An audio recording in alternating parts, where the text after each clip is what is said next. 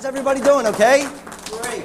All right. Hey, for those of you who don't know, my name is Auricchio, and I'm here to tell you that you can do what I do, or you could become the person you are meant to be. You may be prosperous in peace, wealth, or you could be rich in romance with your wife or loved one, or you could have all three, depending on the person that you were meant to be. But before I get started, I would like to congratulate each and every one of you for showing up here today. You know, it's a real pleasure to know that you're here to broaden your horizons. Isn't that right? Okay. Now, but that's your first step towards wealth, unless you're already wealthy. And how many people out here are already wealthy? All right. Oh, great. Hey, some of you are. But I'm going to tell you something. A few years ago, I wasn't. And I remember coming to seminars just like this one here today and looking up and thinking and wondering if I would ever become a success. You know, during this time, I would hear such songs of inspiration. I would get feelings in my heart, feelings that I realized that someday I would be there. But you know, during this time, I worked many long, hard hours of work, thinking that because of my long and hard hours of work, I thought that I would become prosperous or successful. But what I was doing was chasing my tail. I was going in a circle. I was going in one big circle, just thinking, hey, look, you know, I had car bills, food bills, utility bills, clothes bills. I mean, these are basic necessities that I was having a real hard time with. And this one life that we have to live in this land of opportunity, there should be no reason why we should have to wake up in the middle of the night wondering how we're going to pay these bills. So what I did was I worked more long and hard hours of work, thinking that I would catch up. But boy, was I wrong. I was wrong again in my life. So what I did was I realized that real estate was the best vehicle for me. And obviously that's why you're here. Can we like dim the lights a little bit so we could see this? So what I did was, even though I had no substantial amount of money, I went around looking for a property. Now I looked for a multifamily, which would be a two-family dwelling for my first property, realizing that it would create a positive cash flow. And if I had a two-family home, if one of my tenants moved out, I would only be 50% vacant, whereas if I owned a single-family home, I would be 100% vacant. So what I did was I looked for my property. I looked for that two-family dwelling. I was able to realize this because of creative financing. Now, what I did was I thought that I didn't need a course in my life. I thought that I could do it on my own. But folks, who was I listening to? I was listening to me, someone who had no idea what he was doing in real estate. I had no proven record. So what I did was, first of all, let's discuss this. True success is to discover and reach your maximum potential, okay? And that is becoming the person you were meant to be. Now, what I realized is I had to stop working harder in my life, and I had to start working smarter, which we all have to do. We all have to realize that just because we're working, like I said before, we're working very hard chasing our tails, that doesn't mean anything. We have to have a proven system, a system that's created by successful people, created by entrepreneurs, so we can then not even worry about all the in-betweens, all of this stuff that we don't understand. We can learn by successful people ourselves. So what I did was, I show you this picture because it's very important for you to realize this was my first two-family home that I bought. Folks, I want to just explain that the reason why I'm showing you this, and these things, these pictures here today, is because I want you to realize that you will borrow for profit and not for ego. What I do isn't glamorous. I don't drive around and look for properties that are mansions and $2 million properties and $3 million properties when I was first starting out. I couldn't afford to do that. So what I did was I got involved with this stuff, and this is what made me money. And this is why I'm here today, speaking to you. Now, in the beginning, what I did was I finally realized about working smarter. So I purchased my two-family dwelling. Now, this was without any knowledge whatsoever. I mean, I went around and I researched some things, but no big deal. I looked at my life and I said, 2 years later, I still had this one two-family dwelling. So obviously I wasn't doing something right, I was doing something wrong. So I ordered the Dave Delgado Cash Flow course. And once I ordered this course, I was able to excel and become the person I was meant to be. Now, through that course, I heard about something called refinancing. And then I refinanced that original dwelling. And this is what I did. The property, I refinanced for $75,000. It was appraised at $125,000. I had a $47,000 first lien on the property. So the $75,000 minus the $47,000 equals $27,500.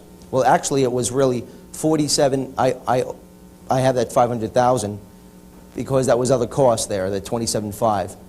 $2,500 were my closing costs. I had $25,000 in tax-free money. Now, why is this money tax-free? Because it's a loan. We borrowed it from the bank, and what we're going to do here then is we're not the ones paying it back. It's the tenants who are paying it back. So that's number one that we have to realize, and it's tax-free because it's a loan. It's not actual, quote, income. But to me, it's income because, as I said before, it's not me paying it back, it's my tenants. That's why two-family, four-family homes are very good in the beginning. I used that money for profit, the $25,000. I didn't go out, I didn't put a down payment on a Lamborghini, I didn't go out and put, buy some other thing that was useless. What I did was I used that for profit, and I purchased another home with that. We'll get into that. Now, I had $50,000 in equity left after I refinanced that property, and I still had positive cash flow. But I realized that I had to pull out that $25,000 to go on with my investing career. Now, this was June 19th, 1987. Now, by the time I realized how to do these simple feats, I saw another two-family dwelling, and this was by a hospital. I was able to, again, use creative financing, and I had this $25,000 in my pocket. Now I felt great. I was going around saying, hey, I got $25,000. I felt that I can do it. I had the confidence that I needed. So I found this home, and I sat down with the gentleman. Now, this home was appraised at $135,000. I negotiated a deal that I could purchase the property for $120,000. But at the time, I was able to negotiate something called an appraisal loan. Now, understand all these terms, they're very important. They base the property value at $135,000, and they base the loan on that.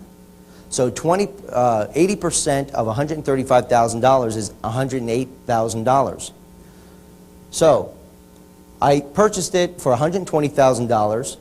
I had a $12,000 second mortgage or deferred payments. I talked to the seller about that, and we'll get into that a little bit later. And then my balance was $108,000 that I received from the bank. And also, I negotiated with the seller that he would pay my closing costs, providing I would buy it as is. Now, you see, folks, a lot of times when we walk into a property, there's certain things that have to be fixed, and they sign a contract that with us, and the contract may say that we must make sure that all fixtures and plumbing and everything else is in good order. So what I did was I looked at that and I said, well, listen, you just signed a contract that states all these things, but yet this is going to cost me some money to fix. Now, the reason why people normally sell property is because they don't know how to manage a property or they don't want to fix things. So I realized that, and I said to him, I'll tell you what, I'll buy the property as is, providing you pay my closing costs. And he agreed. Here's something that's very important for all of us to realize. I want all of you people to do me a big favor, please. I want you to raise your hands. Okay? Raise your hand. All right? Now, what I want you to do is realize that if I didn't ask you to do that, you would have never done it. Right? So ask and you shall receive. So that's very, very, very important for you to realize that. All right? So that's what I did. I asked, and I had him do that, pay my closing costs. So I want you to learn by this. Folks, I came out here for a reason. I dedicated these 5 days of my life to you. I want you really to learn because, as I said before, there's no reason why we should have bad things happening to our lives, or if we're wondering about how we're going to pay for bills and everything. I know how it is. And that's why you're here. No matter what level you're at in your life, you can always do better. And we all realize that. So, now, I heard about something called grant money. And then again, this was in a blighted area. This area was totally destroyed. But I knew about something called grant money. And by the end of this week, I want you to all come up to me and ask me questions, because that's what I'm here for. If you don't understand government grant money, things like that. I knew that this property was eligible for grant money, and grant money is eligible for buildings, not for the person buying them. So it's automatically attached to the building. So no matter who I am, the building still can get grant money. Okay, you follow?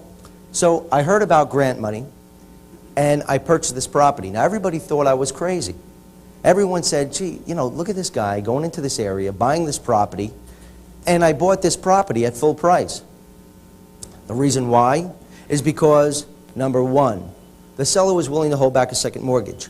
Number two is because I realized the growth potential through government grant money. Now, within 3 months, let me tell you what happened. I purchased the property for $140,000. That was full price. I rehabilitated it for $57,000. My total costs were $197,000. Folks, this is my third deal. This property I closed on July 18th, 1987. Okay, this is my third deal already within a month's time. Total cost were $197,000. I only received grant money of $20,000 at the time because it was only $5,000 a unit at that time. Now it's more money per unit that you will receive. That's free money, money you never have to pay back. So minus the $20,000, I had a total cost of $177,000. 3 months later, because of the grant money of rehabilitation and because of, based on income, the property was appraised at $281,000 in 3 months. The appraisal was $281,000. I refinanced the property for $180,000, so I didn't pull out any tax-free money on this particular deal. So I had $101,000 in equity at that time that I wanted to keep into the property only for a few months to let it look good on paper. And I still had a positive cash flow of $1,000 a month. Folks, this took me 3 months to do this deal. You see, if you go out and you buy an average foreclosure, or if you buy an REO, or if you buy any type of property for sale by owner, no matter what you buy, as long as you buy it in a targeted area, and in some states there are no targeted areas, that you get grant money on top of that. And so if you bought that foreclosure and made $50,000 on that deal, and you're doing cartwheels and you're so happy, if the government gives me $30,000 in grant money to rehabilitate that property, that's instant equity. Folks, I want you to realize that that same deal you just made $80,000 on in equity. Do you understand that? Okay? If you don't, then I'll answer questions later on. So then what I did was I realized that the couple blocks down, as a matter of fact, this was 2 blocks down, this was sitting on a corner, and I looked at that. And this is when I realized, you know, I have to look with my mind and not with my eyes. I realized at that time what can be done with this property. Now, within a few months later, this is what I did with the property. This was done with grant money. This property I purchased at a very low price. I got a variance approval to turn it from a 2-family to a 4-family home. And now it was reappraised, this particular property, at $300,000. $300,000. And that was within a 4-month period. Now that's fabulous. Now I was able to purchase this property at $96,000. But I received grant money, I received the construction loan. Folks, what you have to realize is this, is that when you purchase a property, and if you need, you say to yourself, well, what about the extra money that I have to come up with? Very simple. What I do is I teach you how to go to a financial institution and show them the growth potential of the property. If this property was taking in, I think, $800 a month when I first bought it, now it takes in, it's approximately $4,200 a month. $4,200 a month, because I have all 3 bedrooms in there. And in this particular town, I receive very high rents on this particular property. Okay? Now that's because I'm getting the government money, the checks every month from the United States government. So I receive that kind of money from this property. This property has a very good cash flow. I did this particular deal with a partner. And then he's the one who came up to me. He realized that I knew what I was doing. I got involved with him. Then after we rehabilitated the property, I bought him out.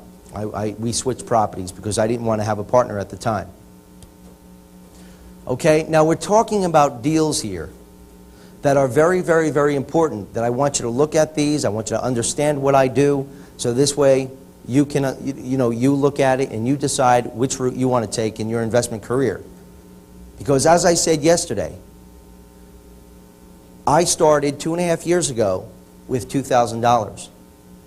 Now I turned that, that particular $2,000, my first year, I parlayed that into $2.6 million worth of property. Now I'm worth much, much more than that. Now, as a matter of fact, last October, I did that just for the month of October. I did $2.4 million just for the month of October. And every single month, I'm buying more and more and more. My cash flow is increased every time I purchase a property, and my net worth is increased every time I purchase a property. And as long as you concentrate on that, you can buy as much as you can get. As many homes as you can possibly do a contract on. The money will come. It's no problem. You can find partners, because after a while, the bank might turn around to you, say to you, hey, look, we can't lend you any more money. But that's going to be under persistence, which I'm going to discuss in a minute. So I did that deal. I did this deal. Now, how many people would buy this property? Not many, right? But then again, I looked at this property with my mind and not with my eyes. This is the back of the property. It was on that same street. I just want to tell you, see this street? I bought my first I bought my first 4-family dwelling on that, which was that one that you saw before with grant money. And then I realized that everyone said, wow, this guy's crazy coming into this area. He thinks he's going to make it work. But they didn't understand the secret. And the secret was grant money.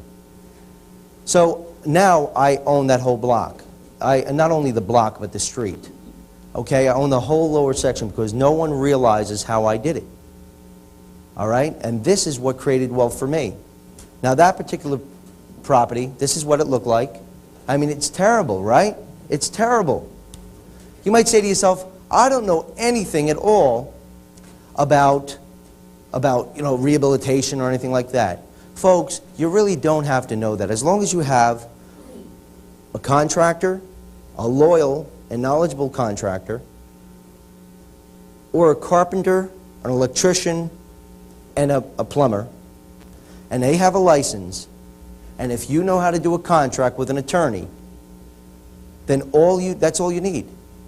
That's all you need is loyal and liable people that you have a contract with. And then before you know it, within 3 months, the whole deal is done. You approach the bank, you ask them for a construction loan. They'll be more than happy to give you a construction loan because they know that you're going to receive grant money in only a few months. They know your potential of the property.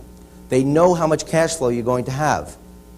This particular property, okay, this is what it looks like now. The inside is absolutely beautiful.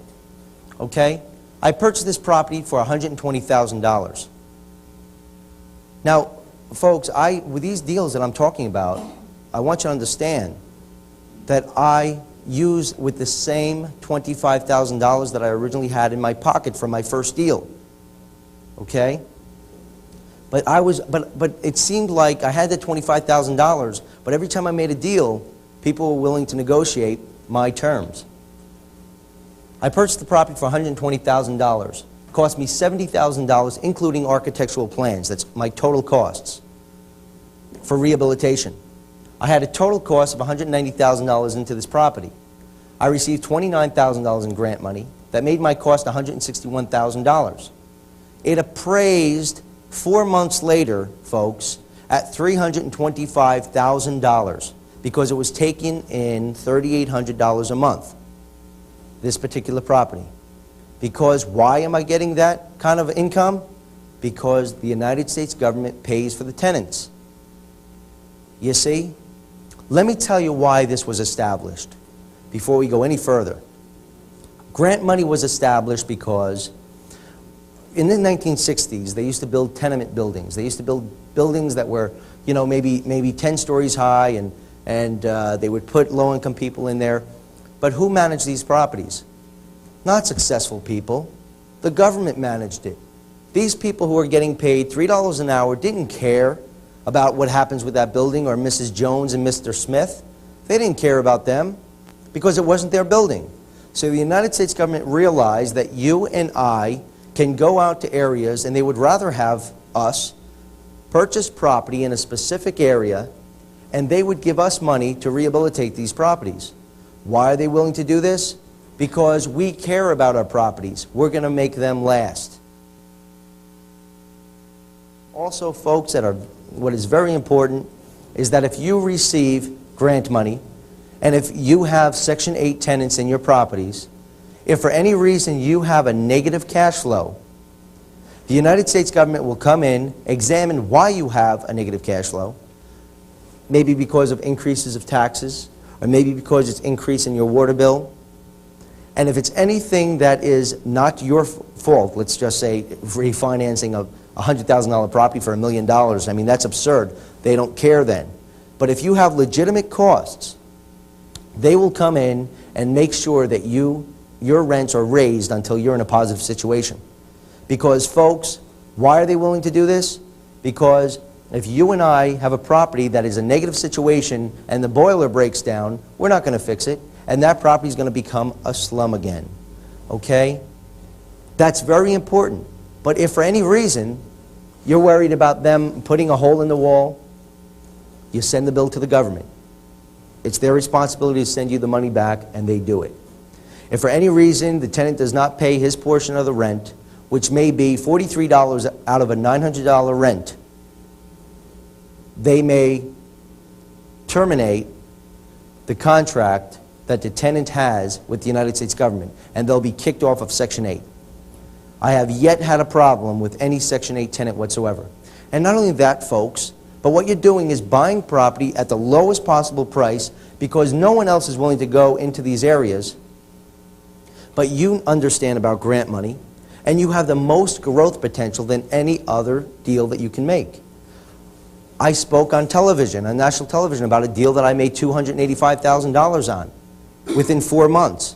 I just closed on a property that I would be more than happy to share with you once that particular job is done, that I'm going to make $397,000 on.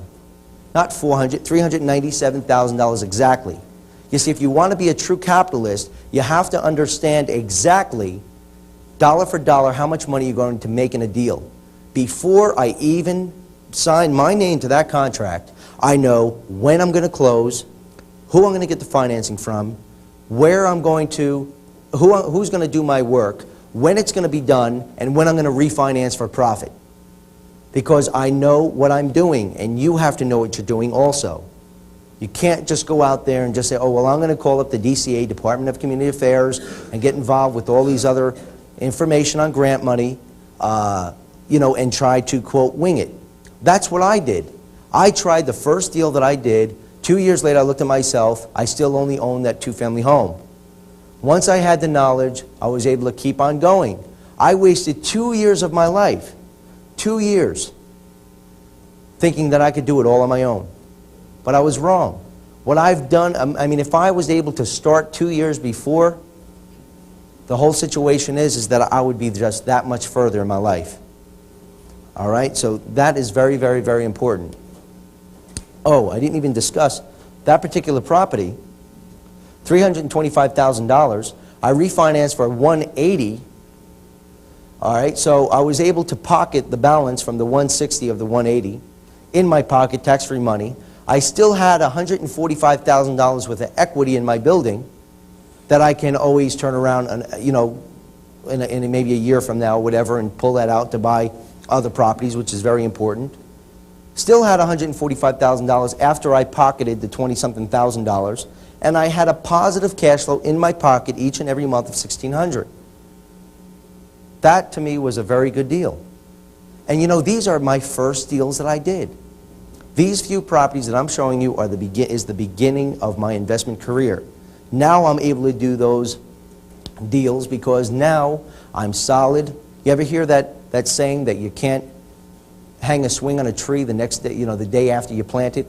You have to get that solidness there. That's very important before you go out and conquer 100-unit buildings and 30-unit buildings, unless you have a partner who knows what they're doing. So if any of you brought me a good deal, then sure, then it's a different story. All right? But then again, it's called personal initiative.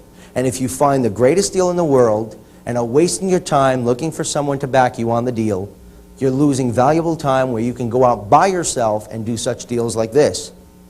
Because after only 6 months, you'll get a reputation that you know what you're talking about, and people will then come to you. And people will then say to you, look, I want to be a partner, this, that, and the other thing. You know, after about 6 months, I never had to look for a property. I remember driving around 3 o'clock in the morning, looking for properties, just looking for sale signs and everything, because I just couldn't sleep. I was so excited about it. And I would drive around and look and look and look and talk to real estate agents and search. But then only a few months later, they all called me. I had attorneys calling me up. I had agents calling me up. So I never actually, right now, I don't have to look for a property. I'll get a phone call and say, look, this one needs money, that one has a problem, this one passed away. And then I choose. It's up to me. And then if the numbers work, I don't buy property. I buy numbers. If the numbers work, I buy it. It's as simple as that.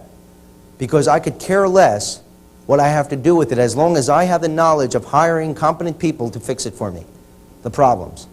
And if I'm going to receive grant money that's for free that I never have to pay back, then why should we ever buy a property that we can't receive grant money for? Unless if it's in a hospital area, or if it's in a hospital is very important. I own properties in hospital areas. I can always rent them out to doctors. I can surely rent them out to nurses like I always do. Okay?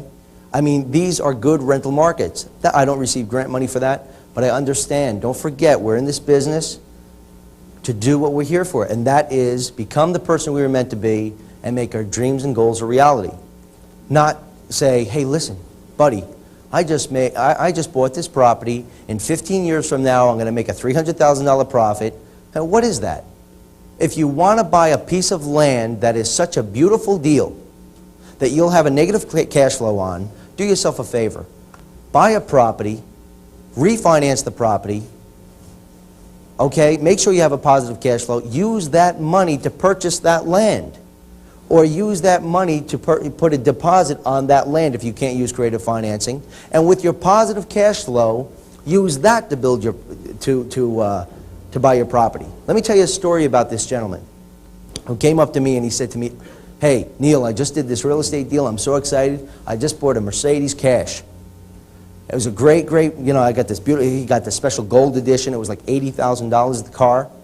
Beautiful car. I said, why did you buy it cash? He said, because I did a deal and I took the money from that and I bought it cash. I said, well, let me ask you a question. Wouldn't you rather have put $10,000 down on that car? Maybe it would have cost you, let's just say, $1,000 a month. With that $80,000, go out and find a multifamily that has a tremendous cash flow, which with $80,000, that's a, I could find your deals a dime a dozen. Go buy yourself a 10-family home, get the cash flow from that property, and pay for that car payment. Because then you'll have appreciation on your home and it'll increase in value. Right? Instead of that car. That car is for ego and it's not for profit. I was going to go out one time and spend $120,000 on a car, and I said, wait a minute now. I said, is this for profit or is this for ego? I said, well, maybe it is for profit because then, people will, I'll be able to drive up the bankers and stuff. And then I said, wait a minute, who am I kidding? I don't care about no bankers, what they think. The fact is that I'll go out and buy more property. Then maybe I'm 26 years old, maybe when I'm 30, then I'll buy the Lamborghini. But no, I'm only kidding. But the whole thing is that there's no reason for that. Once you have it and you're able to afford these things, you realize that you're just trying to impress the common person. Who's the common person? The common person is broke. The common person is worried about paying their bills. Why should I impress those people? Why should you impress those people? You know what I say? I say do everything opposite that the common person does, and maybe you'll become successful. Okay? Because the common person are your dream destroyers. These are the people that tell you it can't be done. I like calling them dream destroyers because they say, oh, don't go to that millionaire school. What are you, crazy? You know, what are you going to, you know, what is this all about? What are you going to learn? What are you going to talk to? Who are you going to talk to? What are they doing right now, folks? They're working, right? They're back at their homes working in their job. Right? Isn't that true? So think that. Get that attitude. I hate dream destroyers. Boy, let me tell you something. I hate negativity. When someone negative shakes my hand, I go wash my hands. I don't want to ever be, I don't want to be bothered with that. I don't want any negativity around me. I want to think of definiteness and purpose in my life. Folks, this money, don't forget, I started with $2,000. If I lose everything today, if a world opens up and all my properties fall in, I only lost $2,000. Right? But I have the knowledge, and I could do it again, and I'll do it faster. Because what I do in a month now is what I did my first year in this business. I collect over $50,000 a month in rent, and within the next 8 months, I will be collecting $120,000 a month in rent. Okay? I have a tremendous positive cash flow, and I have tremendous equity that whenever I find a deal, I can easily pull it out and buy another property. But folks, here's the whole situation. Is that even though I was, you know, I had that $145,000 in that particular property, I still pocketed $26,000, I think it was $26,000. I don't need any more than that to buy anything I want. Providing I don't have, because, you know, there's certain times that the sellers will not pay your closing costs and your points, so you'll have to come up with deals like that. I just purchased a property that cost me almost $16,000 just for points. Just for the points. So sometimes you have to be prepared for that. But I didn't pay for those points. My tenants paid for that points. You see? So it's getting involved with bigger properties. So what I did was all these properties that I'm showing you, I did through creative financing. Okay? Now look at this. See that property there? I bought that property. I rehabilitated it without a bank. I did all that through the same methods that I told you. Or I had private financing done with these properties. Now after they get done, then the bank is... See, what I did was, during this time, I found properties like this, and this is all on the same street, that I found properties like this, I bought them, I rehabilitated them, and I used total creative financing and dealings until I was able to find a good financial institution that was willing to work with me. Because at the time, a mortgage was hard to get for everyone. And also, you know, a lot of the other banks, they had tremendous high rates. They didn't like investment properties. I heard more excuses than I ever heard in my life. So I still bought property through creativity. I created that. So I put myself into the right place at the right time. That's what timing is. Personal initiative, putting yourself in the right place at the right time. I want to discuss now certain personalities with you, what I call secrets of success. Folks, faith. I want you to know what faith is. Understand that you, through personal initiative, can do whatever you want. If you don't have faith, you don't have anything. That's why you have to stay away from those negative people and dream destroyers. So have faith. Faith is you have to have the confidence in your ability to do anything you desire. How many people here who think that they have the ability to do anything they desire? Please, why aren't some of you aren't? Is everybody raising their hands? Okay. If someone next to you didn't raise their hand, ask them why. Because you're here because you have faith. Faith is believing in something without proof or evidence. So if I tell you that you can buy a property and make X amount of dollars on it in 3 months, or if you know that, you have to have the faith that you can do it. Because if I didn't have faith in my own ability, and if I waited around for other people to do things for me, then I'd be still rolling around in my bed wondering who's going to pay my bills.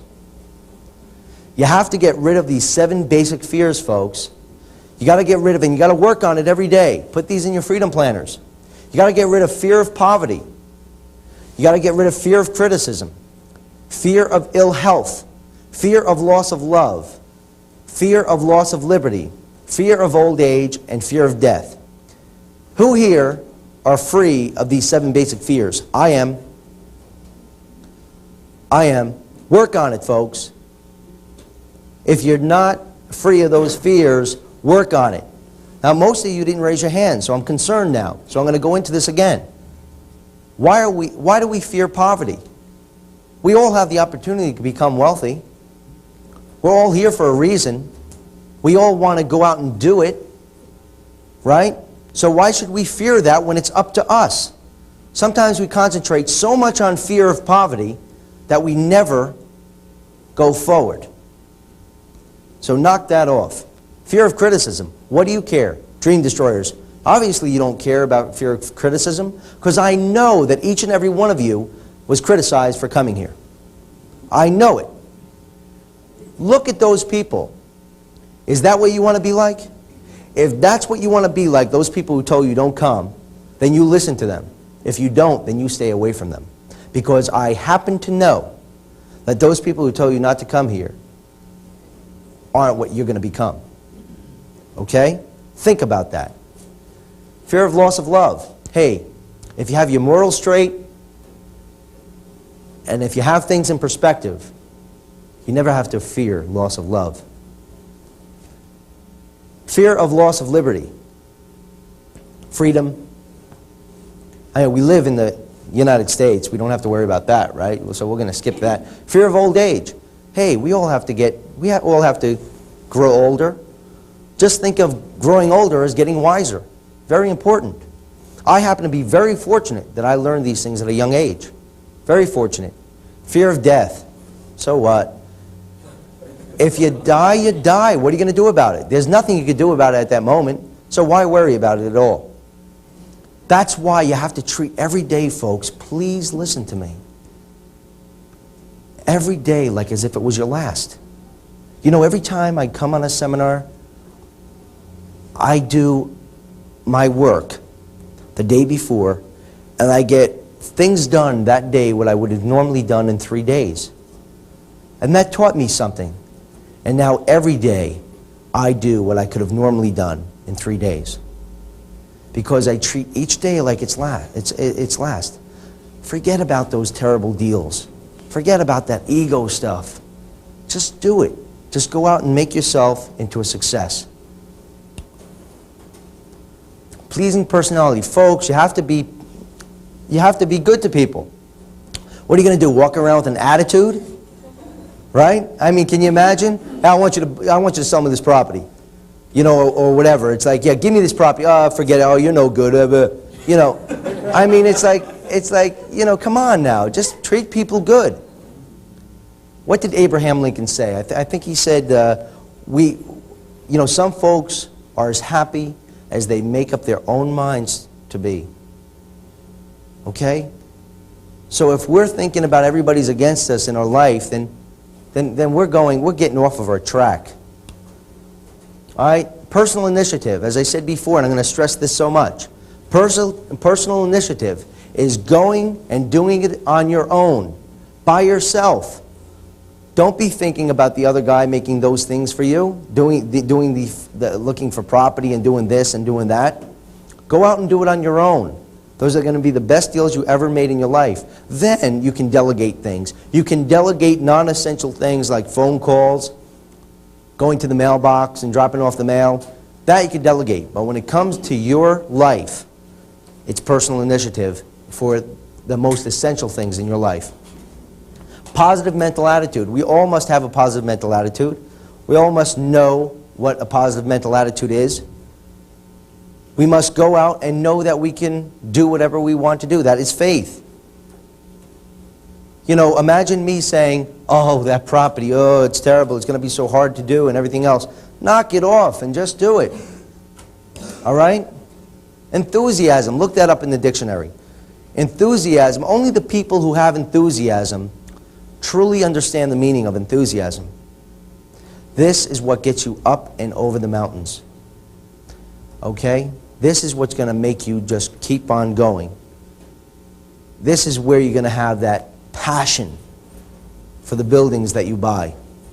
Controlling your attention. Folks, how many of us control our attention? How many of us are so worried about the other guy, we're jealous, or maybe we're concentrating on the other guys, or we're greedy, that we worry so much about the other guy, you know, we're saying, oh no, he's coming into my area. Hey, there's plenty to go around. If you're so concerned about the other guy, you're going to be looking at him so much that he's going to surpass you and blow you away. That's why you have to look at your mark and just go for your dreams and just go for it. And stay on that track, because if you look the other way and if you're a little greedy, you're going to be going off to the other side while he is concentrating on his mark and he's going to go for it. Learn from defeat. Very important, learning from defeat. I want to share you one story. The most delightful answer that I've ever heard in my life was when they asked Edison, how did you ever create the incandescent light bulb? And he said, well, I'll tell you. He said, first of all, he said that I failed so many times that I was bound to get it right. You understand? If we all had that wonderful attitude, where would we be today? I failed so many times that I was bound to do it right. He said, I'll tell you one thing, I know 9,999 ways not to make a light bulb. Okay? So he learned by defeat. So important. And I want to share you a story that I want you to remember, and you will remember this for the rest of your life. And treat your life like this. There was this tank of water, and they had this experiment with these fish. And they dropped this large fish in the tank of water. And the fish swam around searching for food. Natural instinct. Then they dropped in these smaller fish, and the large fish immediately ate them up. That's okay, it had to eat. Right? That was its natural instinct to live. And therefore he had to eat those smaller fish. So they put a glass divider in that tank. And they put the big fish on the one side and the smaller fish on the other side. And every time the small fish came by the divider, the large fish would snap at the smaller fish and it would bump its nose. It tried this several times and it kept on getting hurt. So eventually it stopped trying, it was just swimming around. They lifted up the glass partition and the smaller fish came and swam in front of the large fish's nose. The larger fish didn't even go for it. It was hurt so many times that it was afraid to take one more step into success. Eventually, that fish died because it was so afraid of trying again. How many of us have opportunity right in front of our noses, and all we have to do is take one step into success? We're right there. That's all we have to do. Please, folks, get that attitude. Okay? That's a very important story. He had the opportunity to eat and to go on in his life. If he would just take one more step, one more try, and yet he'd rather die, poor and starving, than to just take that one more step. Budgeting your time. Obviously, you all have your freedom planners because you're at the Millionaire School. You understand what budgeting your time is, so we're going to skip that. Now, these are just properties. Let me tell you something about this property. This property is on the same block, and this reminds me of persistence. Oh, you see this property here? This is the property that before had no windows and everything. And I own that piece of vacant land in between there, which is going to be 8 apartments and 2 stores. This building reminds me of persistence. Write this down. I will not quit, no matter how much pain and how many problems I encounter, because those things are nothing compared to my desire. Nothing compared to my desire to win, to do anything that I want. Okay? So if I gave you all tricycles, and if I put a pot of gold right here, and you were coming down and that back wheel popped off, what are you going to do? Roll over and lie down and say, I can't, I can't? You're going to get up and carry that thing because you want that pot of gold so bad that that wheel isn't any big deal. It's no big thing. Just do it. Just do it. You know, it reminds me of a story that I look at so many people in the airport, frantic, running and jumping and leaping and all these other things and pushing people out of the way and all this. You know, one time I missed my airplane. So my wife and I were over in Maui, and I missed I was in Kona. I was in Hawaii. I was going to Maui. And I missed the airplane. First time in my life I missed the airplane. So what I did was, I walked to the next counter and I bought another ticket. When you have a problem, just deal with it, folks. Say to yourself, just deal with it. If you just deal with it, you'll be able to just do it. And then I see the guy going, oh, I lost my plane, I missed my plane, boom, boom, boom, boom, going crazy, when he could have just walked over and bought another ticket or traded in his ticket to get a later flight. Big deal. So then you go on the phone and make some phone calls, okay, or whatever. That's all. Just deal with it. Just deal with it. Just deal with it. All right? What are you going to do? Okay, please. Okay. Now, this property, oh, let me tell you something. Let me tell you about persistence, first of all. That particular property, this one here, took me over a year to buy. Because I went over to the seller, and the seller was selling it for $450,000. He said to me, this property is $450,000, and that what I want to do is, this is listed by the real estate agent. So I said, okay, thank you very much. So when he told me $450,000, I didn't really say thank you very much. What I said to him was, good luck, I'll see you, take care. And I walked out because I thought that was a ridiculous price. So I went straight down to the tax office, and I found out that 2 years earlier he bought that property for $115,000. Folks, everybody's due a profit. But from $115,000 to $450,000, I knew that I could negotiate. Okay? This is that knowledge, that stuff that you have to use. But knowledge is nothing unless you use it. Realize that. So what I did, and I'm telling you these stories because there's going to be times in your life that you're going to come up with something similar, and you need these stories. This property here, $450,000. I walked out, found out that he owned the property for $115,000 2 years earlier. Based on income, I submitted him an offer for $175,000. He immediately rejected. I said, I asked him. I said to him, $175 based on income. He said, no way, so I left the building. Now then he told me that he had someone else. This was like months later. Many months later, he told me, I had called him up to see how things were going. I didn't take it personal. I didn't take it personal and say, oh, this guy, no good, blah-blah. So I had that pleasing personality. I said to him, I said, so what's happening? He said to me, well, I have a contract on the property for $285,000. I said, oh, great, when are you closing? He goes, well, actually, it didn't get signed yet, but he's meeting with the realtor tomorrow to sign the contract. So now I know that he's coming down. Obviously, he needs money because he's dropped from $450 to $285. All right? The guy never showed up to sign the contract. When I found this out, I immediately drew up a contract, submitted it for $175. I just did it orally before, but now I did it in writing. Sometimes you have to do that because when they have that in their hand, it does something psychological to them. And I submitted it. Again, he immediately rejected it. So then, I found out that a few months later, this was, I think, a total of 10 months later, that this property, he told me, I called him up again. I said, how you doing? Because I realized that nothing was happening with the building. He said, well, look, I got a contract on this property for $225. I said to him, oh, great, great. But you know what? This contract fell through because the guy couldn't get a mortgage. There was a mortgage contingency in the contract that he could not get a mortgage, and the deal was void. So he called me up then, almost a year later, and he said to me, I'll tell you what, I'll sell you the property for $210.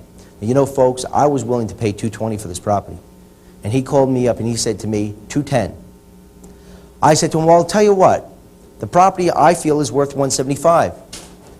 But if you hold back a second mortgage, or rather defer payments of $50,000, then what I'll do is I'll pay you $205 and you have to pay my closing costs. He agreed. I got the property for $205.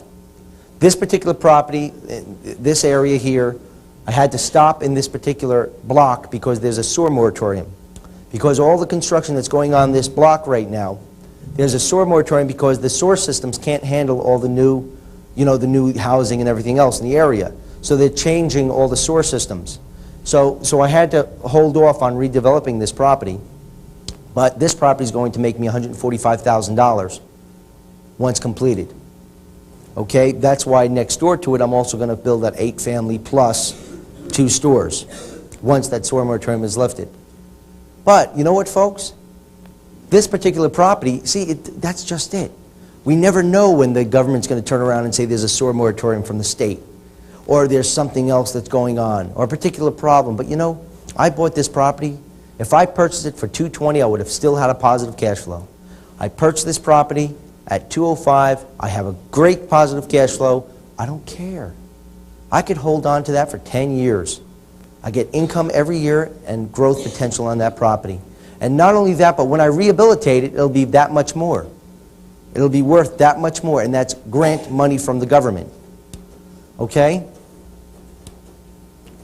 Now, this property here I did through creative financing also, and that property is attached, this property is next to it. There's a vacant piece of land next to it. Now, this is what it's going to be once completed.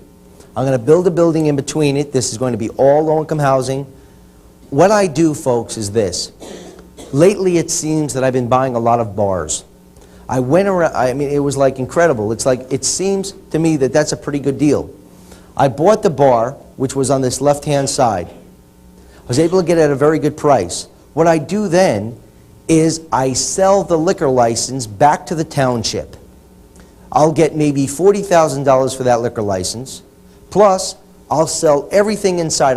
Somebody will come up, I'll say, look, take all the chairs, take the bar, take the things for the beer, the taps, take everything, take the glasses, I don't care, give me $5 grand for it. So I'll have $45,000 for that property that I just liquidated that goes into my pocket. Sure, that's taxable income. But then I rehabilitate that property. This particular property is going to make me so much money that it would be worth generations of hard work for the average American. But this is easy. This is easy. So now if I had negative cash flow during the redevelopment of this particular building, which is going on right now, the construction, it doesn't matter because I have that $45,000 to come out of my to pay for this mortgage. But not only that, but I don't have to do that because I received a construction loan from the bank that I have deferred payments that I don't have to pay anything until the construction is done. Once the construction is done, I'm going to refinance the property and pay off the construction loan. You see?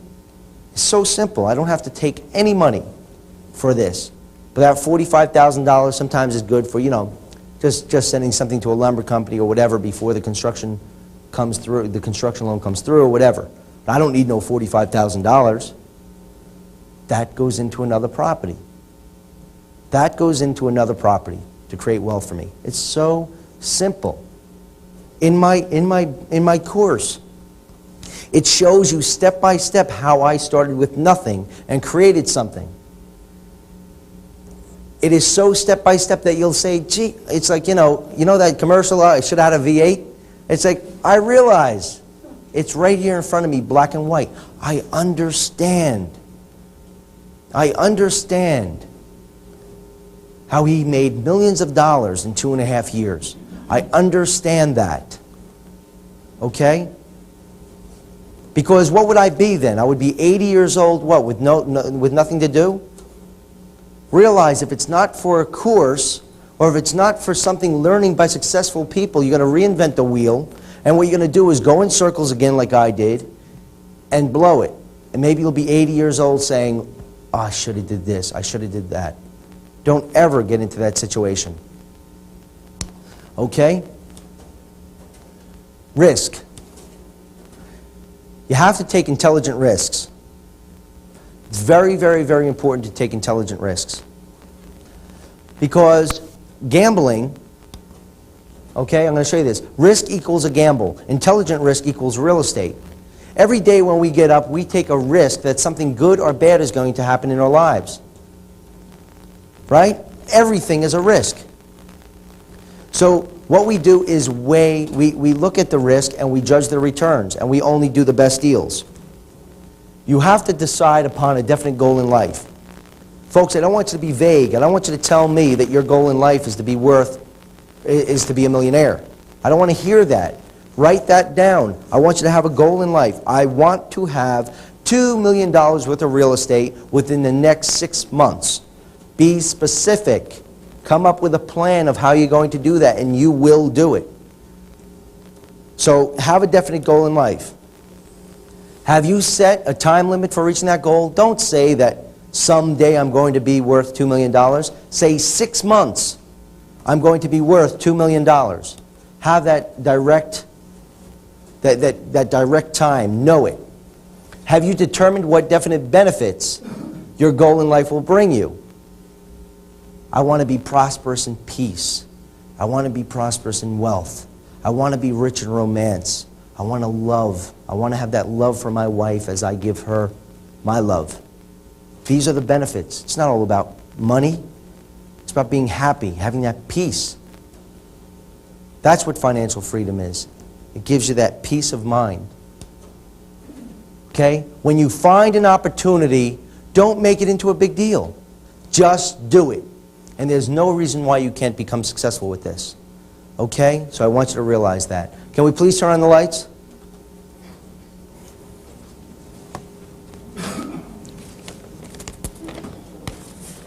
Okay. Now, you understand attitudes, you understand how I did it. Now we're going to talk about some heart and souls of the deal. The heart and soul of the deal. And I'm going to open up this here. This is the old editor's edition of my course. Now, as I said yesterday, don't ever fall in love. Don't ever fall in love with a property. You fall in love and you're going to overpay for that property, or what you're going to do is you're going to say, oh, that ego feeling that I own that huge property, that's great. But if it doesn't have a positive cash flow, and if it's not going to increase your net worth, forget about it, folks. I came here because I really want to see you become wealthy. To no extent can I explain that I want each and every one of you to call me and show me what you're doing. I'm serious. There's no reason why you can't do it. And even though some of you are wealthy already, I congratulate you, but you can go further. I realize I can go further. All right, so please don't make mistakes. Learn by other people. Learn by other people's mistakes, not your own. So remember that. Like I said before, I will borrow for profit and not for ego. Sometimes that's why if you're too sentimental, maybe you should have a partner. Because a partner sometimes isn't sentimental. And they'll say, Guy, or whatever, we have to do it now. We have to get rid of this property. Or we have to refinance this property and buy others. Or forget about that property. What is that going to do for us? Figure it out on paper. Okay? As I said to you before, I created more opportunity for myself after the seller told me no. It says here that what we have to understand is this, is increasing your net worth and also creating a positive cash flow. I said that so many times because I want to drill it in your brains. Because also I'm reminding myself of it every time I say it. You know what's very important, and right here, is that it's not location, location, location. It's cash flow, cash flow, cash flow. Location is important when you go out and you say, oh, I'm going to hold on to this property for 3 years and I'm going to make myself $200,000. That's great. But if you're going to buy that property, buy a home, hey, it's just as easy to buy a 4-family or a 6-family or an 8-family or a 10-family as it is to purchase a single-family home. Just as simple. Buy that 4-family home to pay for that vacant piece of land that you have a negative cash flow on. Doesn't that make sense? That's what I do. If I buy up a couple acres in New Mexico, I buy it through another property. You see? Or that comes from my cash flow. I have properties that are designated for certain things. I have a property to buy other buildings with. I designate this property. All right, this property is going to pay for all my credit cards. This property is going to pay for my cars. This property is going to pay for this. This property is going to pay for that. I designate it. I invest in wines also. But don't get me wrong, you know, I'm not a wino, all right? But I'm able now to invest in expensive investment quality type wines. And I have, you know, I love it. I love it dearly. And what I do is I consider this one home like a wine home. It buys nothing but investment wines.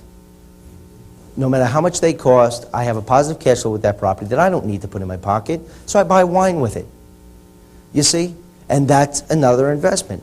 Anything that goes on my walls and home, no, I used to think, oh, yeah, I'll spend $600 on this thing that goes on, this piece of whatever, that goes on my wall. No, I'd rather get a property to buy a piece of art for thousands of dollars that's going to increase in value. Everything I buy increases in value. You know, I mean, I can't be so bad that I say, oh, it doesn't increase in value, oh, I won't hang anything on my walls. I have to hang something on my walls because when you come to my home, you have to see that I have something in my home, right? So it increases in value. So get that attitude. Okay? Let's talk about a deal. I have it right here, step by step, very important. So I'm going to read it right from here. Let's just say, if a particular deal, you want to buy a property and you're looking through the newspaper. Before I even get into this deal, I have a thought. I just want to tell you something. See, folks, first of all, you got to understand why I created a course. I created a course because you need to understand how to do it exactly, step by step. I created a course so you can go through the motions of my experience. I also created a course because how many people here, once they're worth almost $9 million, would write a book? How many people here, if you were worth $9 million, would write a book to help others? You all would, I know it. I would have never thought I would have wrote a book. Hey, for what I'm worth, I could go out, become ruthless and rotten, and step on people's toes and create damage. But I choose to help people because it's just as easy, right? So why not help people rather than step on people's toes? Do you understand where I'm coming from? Let me tell you something. I'm a developer. I create opportunity. I create housing for unfortunate people. I love that. Okay? At the same time, what I want you to realize is that I've done very well in real estate. I don't have to write a book. But I love knowing that a few people are going to read this and become successful with it. You see, you buy a course because it's like an encyclopedia. You don't read the whole thing and try to understand everything like Dave's course. Dave's course is the best course. It tells you about foreclosures and this and that, and it'll give you the idea of which way you want to go. But now what you have to do is know the in-betweens. And then what you're going to do is I realized that creating something is very important for me. Okay? Creating something like a book, and I will always do that to help other people. Because if I sold 2 of these books, or if I sold 1 million of these books, it doesn't matter. Because this is secondary to me. You see what I'm saying? It's secondary to me. So I could care less if you buy the course for $139. I mean, because you need that. You need that knowledge. You need to know that. I mean, of course I care. I shouldn't have said that.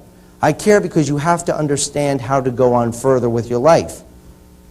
Okay? So let's understand why I did that. So I'll read this book cover to cover to you today And it doesn't matter because you need it like the phone book every day as a reference tool. And that's what you have to realize. So I'm reading out of here directly so you understand, hey, I don't have no secrets. You can all read, it's like, I'll read this. And that's just it. I want you to understand that right off the bat. I'm here to help you this week. I dedicated my life so you can come up to me. I don't care where or when. Talk to me. Ask me questions. Seriously. Maybe I can give you just this much of an idea. Because I came here for a reason, not to stand around. Not to stay in the sun, obviously. I'm white as a ghost all the time. Okay? It's the fact that you come up to me and talk to me. I dedicated myself to you because I was in your shoes. Now it's your turn to be in my shoes. You see? That's all. Now, let's just say if you find a property. What you want to know is the address or the location of the property. Is it, and you're going to say to yourself, is it in a targeted area? So you know immediately if it's in a targeted area that you're eligible for grant money. Now, you're going to ask the question, how many apartments are in the building? Beware of basement or attic apartments. All right? Why? Because most likely these things are illegal. So realize that if somebody says to you, yeah, I'll sell you this 6-family home. Yeah, but I have a basement and an attic apartment. Most likely it's only a 4-family home. So that's why you have to go down to the Hall of Records to find out what it is. Because you're buying it as a 4-family, not as a 6-family. And you're buying it is what it is now, not what it can be.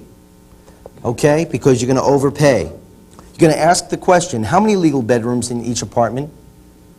I mean, they could break down a wall and make a closet into a bedroom. Doesn't mean that it's a legal bedroom.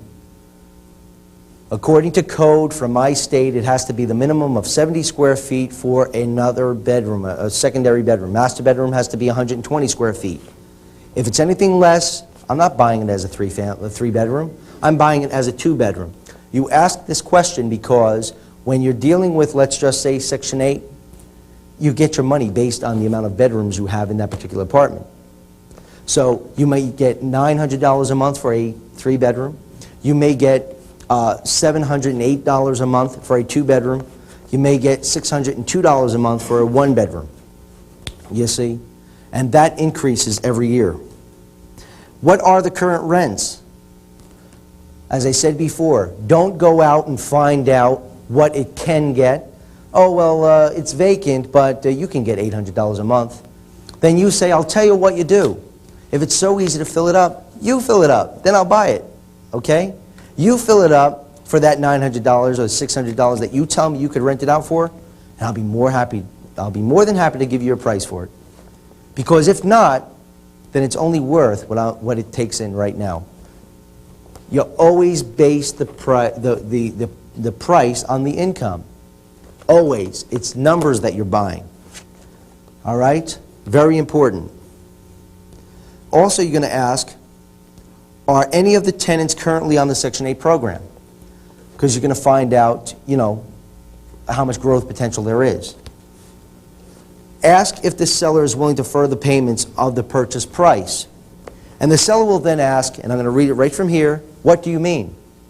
And you say, well, if the purchase price is $100,000, and I'll give you the first, let's say if the purchase price is $100,000, I'll give you the $80,000, that's 80% of the closing, and then in 3 years, or whatever you decide upon, that I will pay you the balance plus the interest. And then the seller will always say, every time, no, I want all cash. All right? And then what you're going to say is, well, how about if I make it into a good investment opportunity for you? And he'll say, well, what do you mean? Okay? And then that's when you say to him, well, by getting me in with deferred payments that I only have to give you $80% up front, that I will give you a higher price for your property, plus it's good for you because you don't have to pay capital gains on all the money at closing. That's number one. Number two is, I will give you, let's say, 10% on your money that you would get quarterly from me. I would make you interest payments only quarterly. And then after the 3 years, I'll pay you in full. And you can put a lien on another property that I own, or this property, whichever you choose. But what we want them to do is put the lien on another property. You see, if they put the lien on another property that we may own, then it won't show up at closing.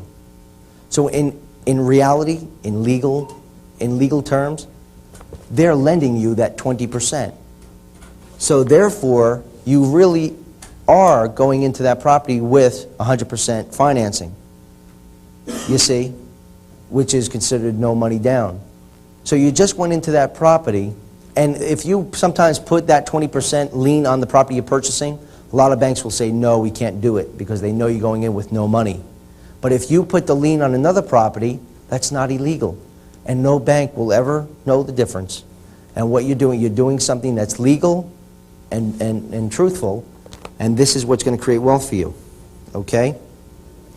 All right. Now, also, you're willing to give them a higher price for the property than you would have originally offered him, because he's helping you out, you see? But you know that if the numbers don't work, you're just not going to offer him that higher price. You're going to start low and work your way up. All right? Then what's going to happen at that point is the seller will probably say, well, when do you want to meet? And you'll say to the seller, well, today or tomorrow. Don't let him have to think about it. You meet with him immediately. Make sure that before you walk into that property, he understands the terms that you are offering him. If he understands the terms of the property, then you walk into that property and look at that property. Okay? What I have here is also an inspection sheet. Now this is the type version book. I have the actual printed edition that's upstairs. This is just one that I carry around. This is an inspection sheet that you need. When you walk through a property, you're going to look at things and you're going to talk to yourself. And you're going to say to yourself, yeah, that's right, talk to yourself. And you're going to say, well, you know, I didn't know that this place needs painting, and I didn't realize that the heat wasn't separate. I didn't realize that I needed new screens, this and that. And yet you're not looking directly at the seller, but he understands that, you know, you have a little problem with this. But he's willing to hold back a second mortgage. Now what's going to happen is, folks, is that if you get financing, you're going to have to come up with points or closing costs, maybe $6,000, $7,000 out of your pocket. Let's just say $5,000 to make it easy at closing. So what you're going to do is, he's going to sign the contract, great and wonderful, and obviously there's that contingency that states that everything, okay, in either your addendum or your actual contract, which this is addendum that I use, it's going to state that everything must be in working order. Now what's going to happen, he's going to sign that contract and you're going to go, look, you know, the screens aren't there, you know, the water goes down slow. These things are going to cost me money. I think that it's going to cost me about $8,000 to repair this stuff. Now, as I said before, he doesn't want to fix things. That's why he's getting rid of the property. Okay? So then what you're going to say to them is, look, I'll tell you what. You pay my closing costs, which will be maybe $5,000, instead of you fixing it. And I'll buy the property as is. You know, they'll always agree. Because it doesn't come out of their pocket. At the closing, when they get that big check, they just get $5,000 less. You see? And it works. And when I first did this, I said, I can't believe that it could really be done. Okay? So no matter how you buy the property, through foreclosures or anything else, it's all about negotiating and giving people what they want. You see? And you'll be able to become very, very, very successful with this. Folks, what you have to realize is that you have to understand financing. The larger you get, no matter how wealthy you are, you have to understand financing. You have to understand what to bring to that financial institution. There's 10 different items that you must bring there. You must understand how to speak with these people. You must understand what to say, what to do. Show them a performa. I show you how to make a performa. It's so important for you to know how to do the numbers. Now let's just say if you went bankrupt several times in your life. That's okay, because knowledge is more important than anything. If you know what you're talking about, and if you bring a deal to me, then I would back you on it if you know what you're talking about, or any other investor for that matter. If for some reason I get a fax, and I always do, I get faxes in my fax machine, and I look at the fax, immediately I know if that person doesn't know what they're talking about, and I throw it away. See, they just give me numbers that they don't know what they're doing. But you will understand how to deal with investors, and how to make a proper performer, and how to talk about things and make it attractive, because if it wasn't attractive, you wouldn't buy it yourself. So many people talk to me about deals that they're doing, and yet just because they were able to do something creatively, they think it's a good deal. It's not. If the numbers don't work, and if you don't know how to recognize it yourself, you're going to only go so far. Because it's simple, buying your first 10 properties. But after that, then you're going to go into different situations where bankers are going to consider you as a risk. You have to know how to avoid that. You're going to have to know what to do. All right? And that's the whole situation. Anybody here who is who is very wealthy at this point, you should know what I'm talking about. Because sometimes you have to extend yourself to investors, to people like, like I know what I want. See, I know what I want as an investor. So I know how to create performers and stuff because I know what I want to see. So if I'm going to send a letter to you and show you about a deal, you're going to understand it completely. From 1 to 10 or 1 to whatever. A, B, C, D, E, F, G.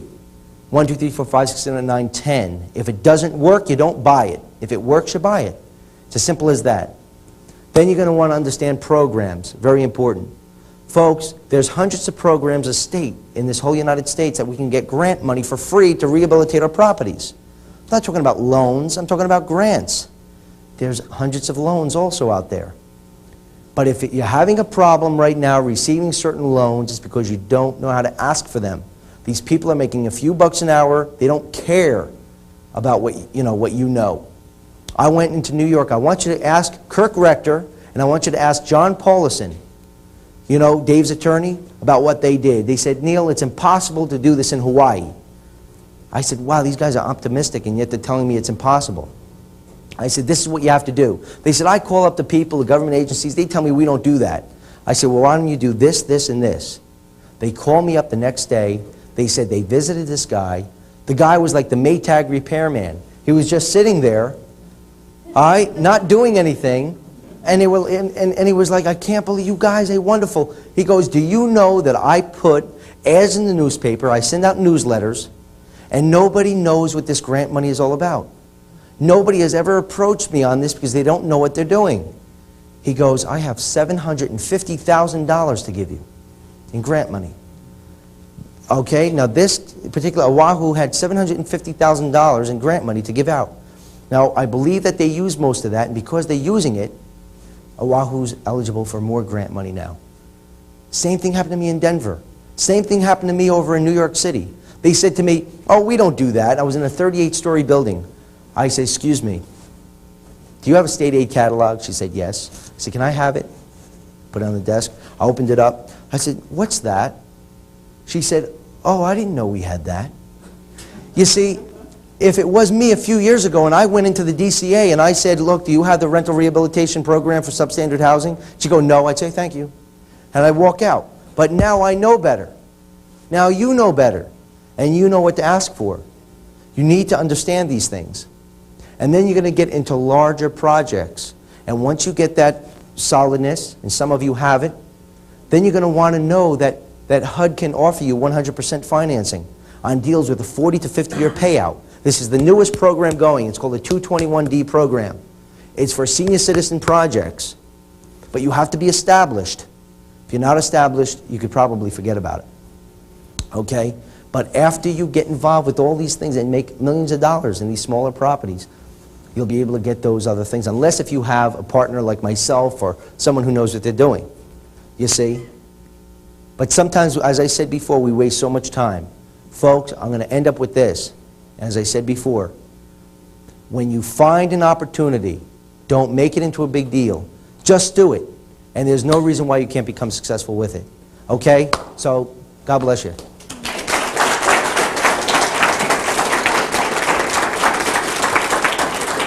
Thank you.